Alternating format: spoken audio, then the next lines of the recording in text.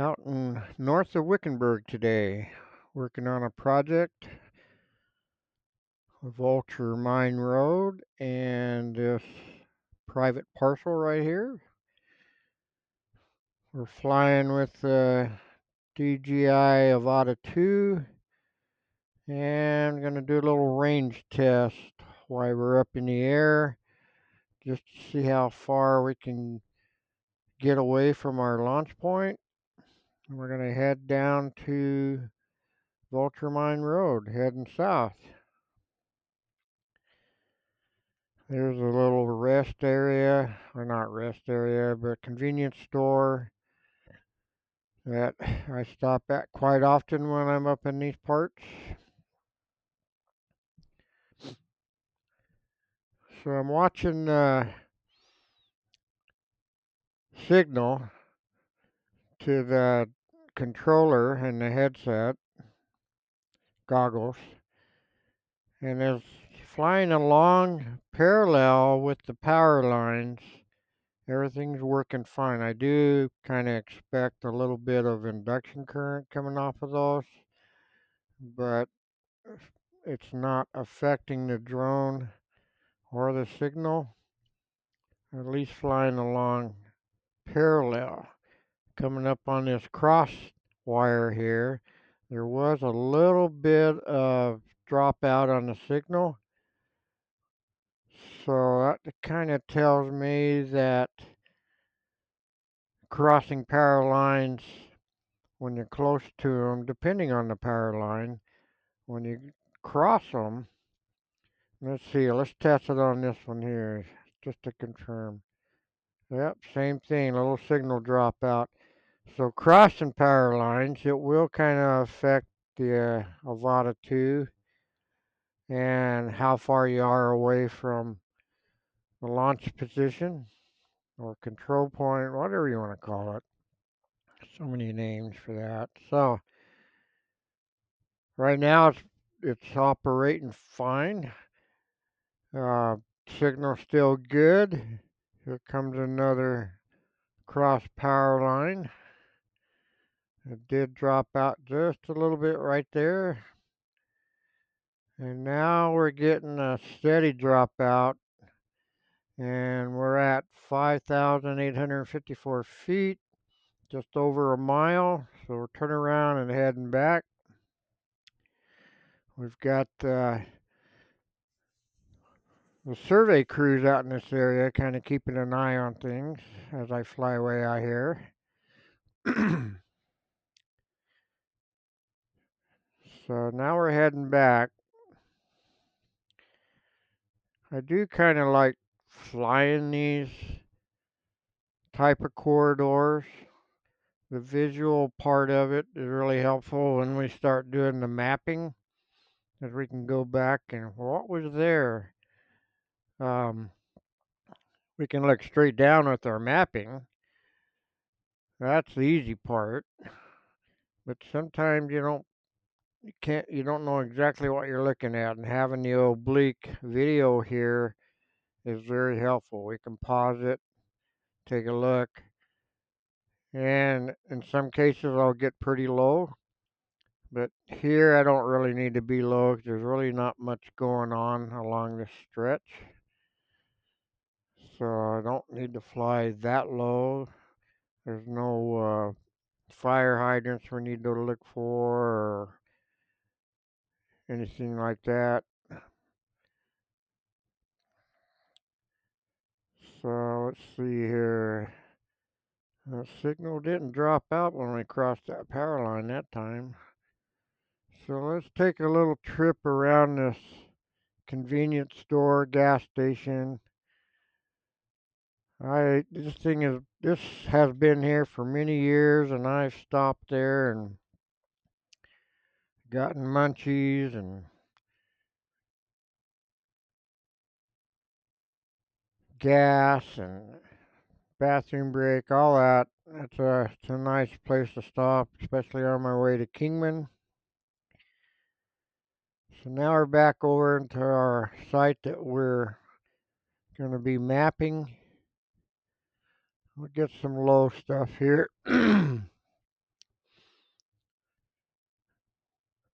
You can see the base that's set up. The client's over there in his vehicle. We'll fly by him.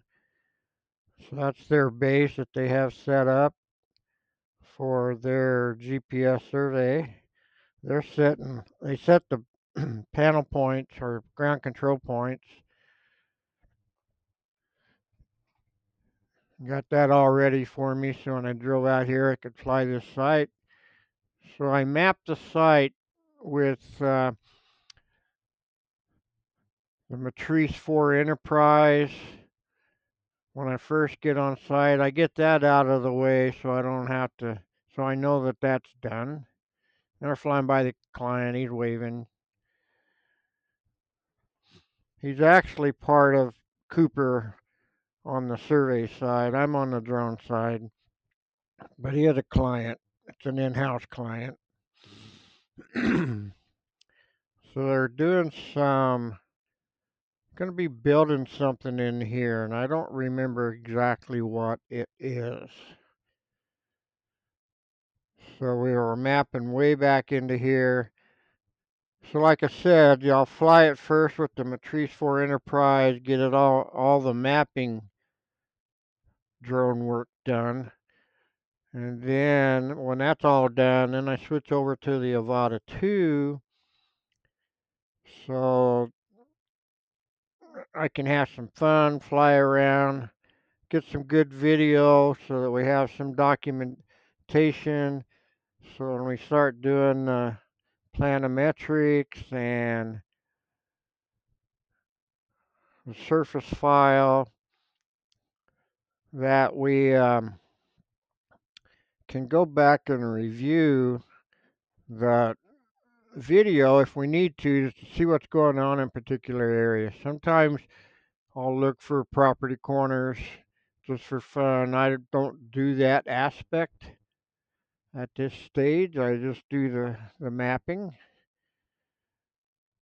So the client, Brett down there, he's actually doing all the ground survey work, boundary survey, everything that he needs to do to fulfill his requirement. There's a target right there.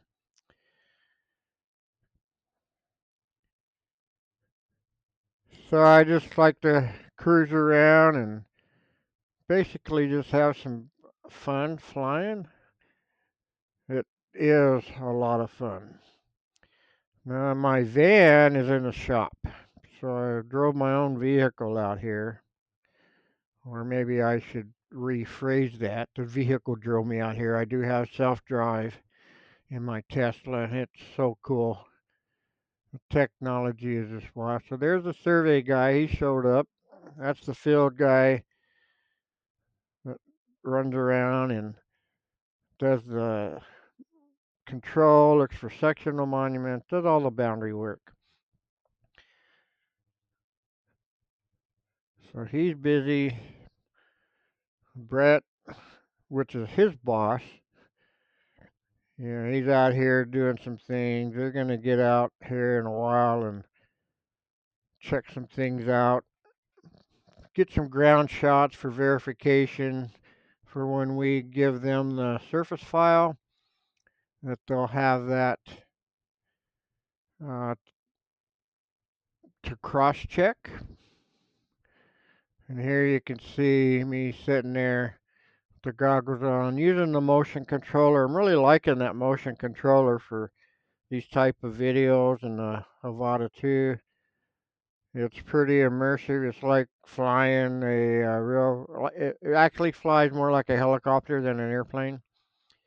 So the control stick in my hand is just a little motion controller, and I just use that to control the flight. There's several options with it. I don't do a lot of acro flying, so I do like having the GPS stability, but I can get a zoom around and do some orbiting and things that you normally do in like in manual mode. I don't really get into the flips and twists and turns like full FPV drone pilots do. Mine is a lot slower and just cruising around and taking it all in. The goggles really help block out the outside light so that you can see things way much sharper. You can actually see the power lines in the goggles where if you use a controller with the screen on it, you can't really see the power lines. You can see the power poles, but the power lines kind of sneak up on you. But here you can see the power lines. They're real easy to see in the goggles so that you don't run into them. And that's another advantage of having the goggles. Plus, it gives you that feeling that you're inside flying around. So, back in the day when I was flying manned aircraft, I have that experience. And this is as close as I can get to that same type of flying. I don't fly manned aircraft anymore, but I do get to do all kinds of flying with this drone, and I've done it with several different types of drones. And when the Avata 2 came out, I picked that up just to give it a go. I have the Neo as well, and the Neo is almost the same type of flying. It doesn't handle the wind as well as the Avata 2, but the video and all that is almost identical, and the flight experience. So the Neo 2, which is a lot cheaper than the Avata, if you want to get into it. Now I do like doing approaches and landing, which is what I'm doing here, and coming in. So I do like doing this. This is so much fun. And there you go. Enjoy the video.